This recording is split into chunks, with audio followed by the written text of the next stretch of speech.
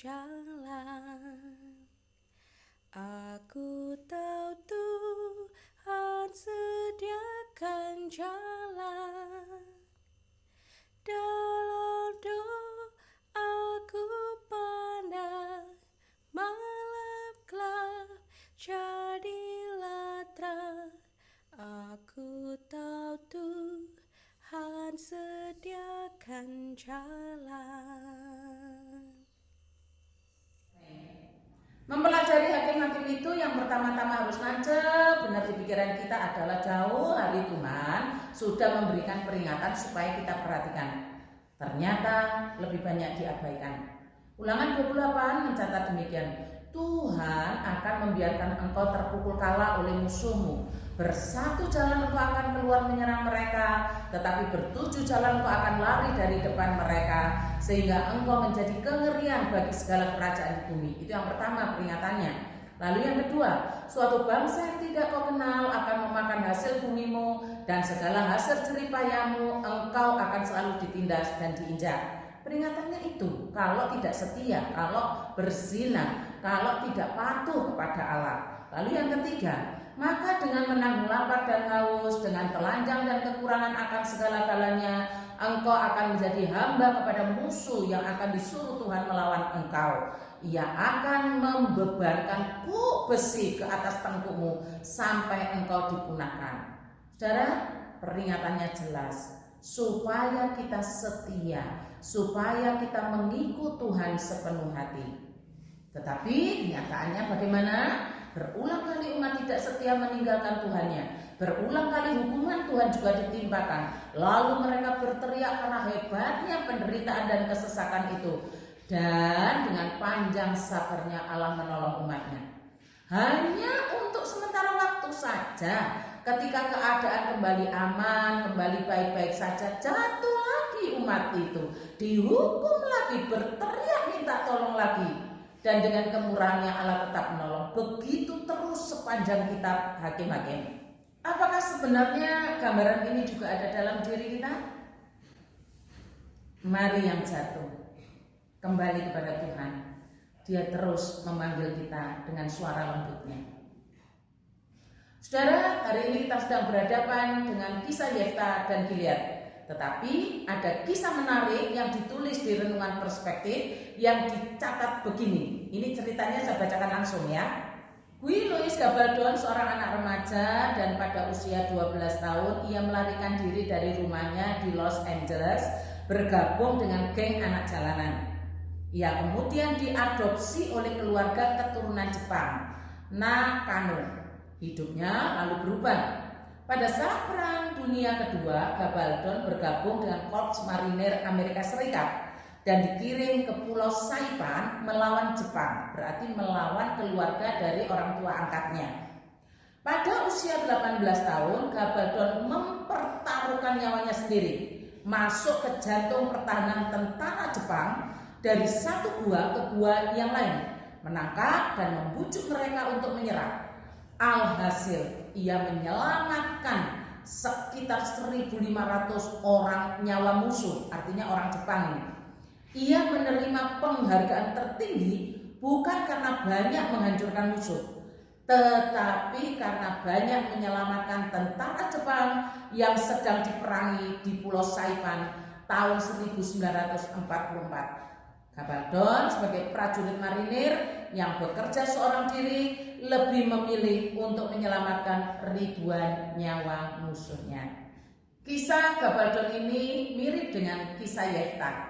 Lahir dari seorang perempuan Sunda, diusir oleh saudara-saudaranya karena aib ibunya, lari dan akhirnya memilih bergabung dengan geng perampok di Tanah Top. Jadi ceritanya mestinya ya Yefta dulu, baru Gabaldon, tapi ya oke lah. Sejarah diangkat dulu baru kembali ke cerita Alkitab. Beberapa waktu kemudian bangsa Israel berperang melawan Bani Amon dan membutuhkan seorang pemimpin, sehingga Yefta dijemput dari Tanah Top di mana dia melarikan diri tadi untuk memimpin bangsa Israel melawan Bani Amon dengan imbalan akan diberi otoritas atas tanah Gilead. Menariknya di sini itu begini, saudara. Kalau kita tidak membaca dari ayat pertama, Seolah-olah Yefta itu mendapat upah tanah Gilead setelah memimpin perang. Kenyataannya ternyata bukan seperti itu. Saya harus bacakan pada saudara ayat yang pertama. Jadi bunyinya begini. Adapun Yefta orang Gilead itu, berarti Yefta ini memang orang Gilead, adalah seorang pahlawan yang gagah perkasa. Tetapi ia anak seorang perempuan sundal. Ayah Yefta ialah Gilead. Juga istri Gilead melahirkan anak-anak lelaki baginya. Setelah besar anak-anak istrinya ini, mereka mengusir Yefta, katanya kepadanya, engkau tidak mendapat milik pusaka dalam keluarga kami, sebab engkau anak dari perempuan lain. Jadi kalau kita simak baik-baik saudara, Yefta ini memang orang Gilead yang sebenarnya punya hak waris juga atas tanah Gilead itu. Tapi karena terlahir dari ibu yang berbeda yang disebut ibu sundal, maka saudara-saudaranya mengusir dia dengan dalih engkau tidak mendapat milik pusaka dalam keluarga kami sebab engkau anak dari perempuan lain. Itu dalihnya. Tuhan memulihkan Yefta atas haknya dengan jalan yang berliku. Terlalu banyak persoalan di antara umat Allah yang memang sedang jatuh dalam kemerosotan rohani itu. Selalu diikuti persoalan harta, persoalan warisan atau sejenisnya. Ada saja persoalan di sekitar itu. Yefta yang tidak punya kekuatan untuk melawan saudara-saudaranya, ternyata Tuhan yang pulihkan. Sehingga Yefta tetap bersama-sama dengan saudara-saudaranya yang dulu mengusirnya. Lalu yang kedua saudara, yang lebih mengherankan Nabi dicatat begini.